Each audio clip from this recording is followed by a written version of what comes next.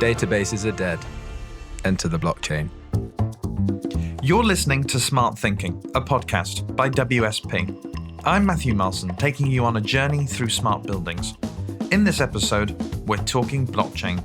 Today, I'm joined by Jonathan Jones and John McDermott. John is an integrated design specialist who's written a paper about blockchain and its implementation in the construction industry.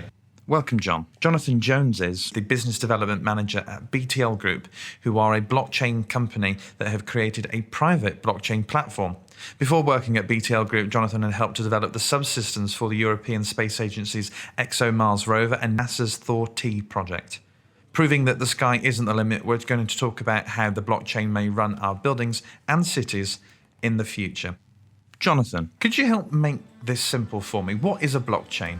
So for me, blockchain at its sort of most abstract level, I guess, it's a distributed append-only database. Okay. And that's in its simplest form, that's what it is. So I can never take something off it? You can't take things off it. So it's append-only and it's distributed. And those are the two of the core principles. And I think the other two that sort of preserve the integrity of the data in that database, they are cryptography and consensus. And you'll hear pretty much all of those terms thrown around at different times. And they're all very old concepts, actually. They're all sort of 40 years old, 50 years old in some cases. But you bring them together. And that's what makes it new. And that's what makes it new. It's that new combination, it's a new recipe that brings about these new benefits and new characteristics that we can use in certain situations to improve the way that we interact. And why would I use one? You would use one in any situation where you have a trust barrier. Okay. That's really what it is at its foundation. It allows two or more parties or any number of stakeholders to interact on the same common platform and trust the data that they are swapping or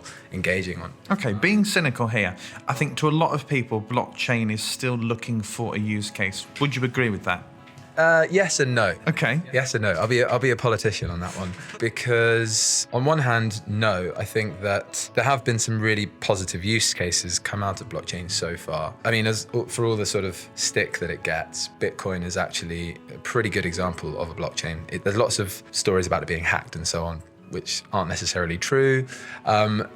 In the public domain, so sort of Bitcoin, Ethereum, but also in the private domain, you may have heard of Hyperledger or Interbit, for example. There have been some really interesting use cases as well. One really interesting one I've seen recently is Northern Trust developed a platform for private equity, and that's actually live and has been in production since 2017. What does it do? It basically manages the administration and management of private equity transactions, basically. And that's really the first step in blockchain development. So getting that shared platform, that mutual environment for parties to come and basically generate a new data stream. But it's a new type of data stream where two people are sharing that information. Most of our audience will be more familiar with the construction industry. How do you see an application of blockchain or a distributed ledger technology in this industry? So I think that the first thing for me to do is caveat this with I'm a big proponent for blockchain, so prepare yourselves for a very optimistic outlook. But I believe that blockchain technology within the construction sector, within the smart building sector, if you consider the number of stakeholders, the vast number of stakeholders that may be involved in any given sort of construction project, the processes and procedures that people are going through, so the number of materials, the number of components that are coming together, that all have to happen, sequentially at the right time, on the right budget and so on. There are so many different moving parts there and so many different instances of people working together or collaborating. And we said earlier that what blockchain does is it gives you that mutual environment or that platform to come together across a trust boundary and agree on the state of some data. Now, if you just imagine any construction project, all it is a scaled-up version of that. So if we had, for example, a supplier of some concrete or some element going into a big construction project or infrastructure project, we could trace that from its initial sort of production all the way through its delivery to its storage, its delivery to the site, its sort of use in what it's applied for, and then we can kind of build up this very trustworthy, immutable identity of the building, right down to the last sort of molecule of gas in one of the pipes that's running through it. It really does. The possibilities are only limited by, I think, maybe governance and how we actually want to implement things rather than the technology itself.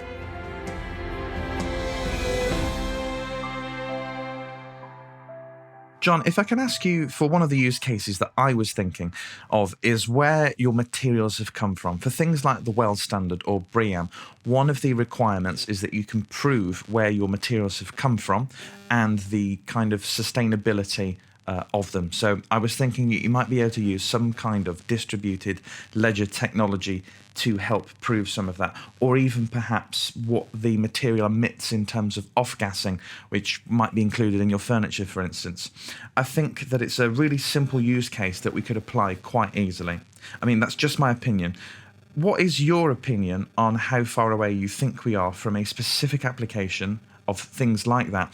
And I'd love to hear a little bit more about that application and how you see it working. No, totally agree, Matt. I think that's a really good one. I think I'm right that companies like Amazon have started piloting test use cases of how do we track that from there to there and the trust that the blockchain brings in. One of the things that jumps into my head all the time is, and one of the things for an engineer is that at the moment we base a lot of our design calculations at early concept stage on the documentation that's written by BISRIA or SIBSI, and that's our benchmark for, say, electrical loading or heat gains to a room, etc. But where we might be going with blockchain, and we've been saying this for a while because we've been putting meters and these BMS systems in buildings for some time now, but we've not really had the immutable data there that we know is trustworthy. And that's where the blockchain might take us. So the interesting thing is then for designers, and something that I've been thinking about a lot about is how we get on the front foot. How do we capture that information before the client turns around to us or the building owner and says, this building here that you've told me is X electrical load. Actually, I've got 10 of these buildings and they're currently pulling this. So it's watching that sway of where the data sits. So at the moment, the engineers have that knowledge because it's something that they do and they base it on. So within our organisation, we will do a lot of stadia projects. We will do a lot of healthcare projects. And we can look at those projects and we can come up with rates for what that would be based on experience.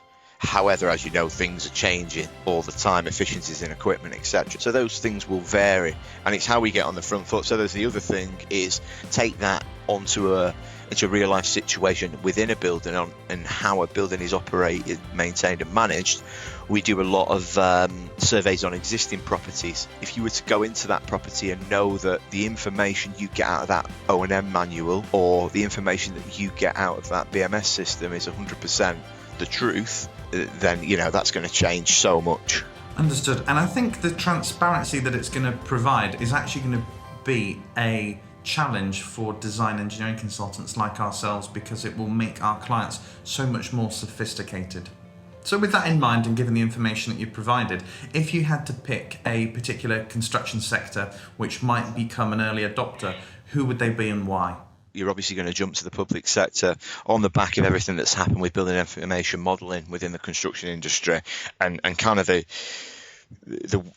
movement forward in that field has been driven really by the government and implemented in the public sector. I think again, we might have discussed this in the past, but I think there's a BIM level 3 document that sits out there somewhere in the world, and that was published way before people were really talking about the implementation of blockchain in the construction industry. But it looks at what the future might be. And very interestingly, on one of the diagrams and documents, and I'll share this with you, but it kind of says that we're looking for a digital kind of infrastructure to sit this on, to automate and to carry data and to run contracts on, etc. So in a way, it was kind of hinting at what the blockchain, some of the things that we're saying the blockchain might do. So yeah, I really do think the public sector is the one that will be the early adopter if blockchain is implemented in the construction industry. It really excites me actually that blockchain could be the thing that plugs the gap between the design and the operational part of a smart building. I think there are quite a few people out there that could competently specify something to do with smart, but there are very few skills that can take a construction and turn it into something that you can reasonably operate. Yeah, no, I totally agree. And I think it's also the accountability side of it. So that the client becomes empowered will scare a lot of people. But that can only be a good thing in many ways. And as you were saying, Matt, how can we have smart buildings if we don't have accountability for design and installation? We can make a wonderful smart building design and have great ideas about how we're going to capture that data in the software. But fundamentally, if the wiring's not in right, and how are we going to know that? Because at the moment, we don't have those processes in place that are thorough enough for how many buildings are handed over that, they're inferior. Yeah. And with that in mind, who do you think, contractor, client or consultant, who is going to gain the most from the application of blockchain? I think at first the client, but in the long term, surely everyone has a lot to gain from it, to be honest. Great. So if you had a kind of top tip to share with the audience about blockchain, what would it be? Don't ignore it, for one. From a construction background, we don't all need to be cryptographers. We don't need to understand exactly how the blockchain works. But what I do think we need to be thinking about is how it's going to be applied and how it's going to change our profession. Jonathan, if somebody was looking to implement a blockchain for their construction project, what would your top tips be? The first tip would be to sort of aim big, so massive vision, as always, but start small. And this is what we've done in the energy space as well. They've just, as an example, there's a really impressive vision of how the whole landscape can be digitized. And similarly, you could do a very similar thing with the construction industry. And then also that could integrate with, smart buildings after they've been developed and so on. So I think you've got to have this impressive vision. But obviously you're going to need so many people involved to make that happen, because everyone's incentives are slightly misaligned. And therefore you're going to need everyone around a table. So I think that's a really important discussion to be having. And that's how things are going to change on a large scale. But at the same time, sort of in parallel, I think picking something small. So for example, that designer, the concept of having like a designer log that you mentioned, there's nothing stopping people implementing things of that scale that have real benefit in the short term. Maybe not huge benefit, but you can still start to see how the sort of concept or the architecture of a blockchain could help, whilst having the bigger sort of visionary discussions. Okay, so think big, get everybody involved and see what sticks. Exactly. A big thank you to Jonathan Jones, the Business Development Manager at BTL Group, for joining us in the studio.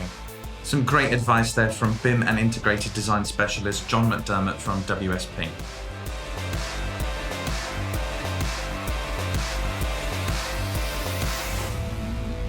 In the next episode, we'll be talking about the scale of smart when it comes to a city with the Global Director of Urban Development and Smart Cities Lead at Siemens, Julie Alexander.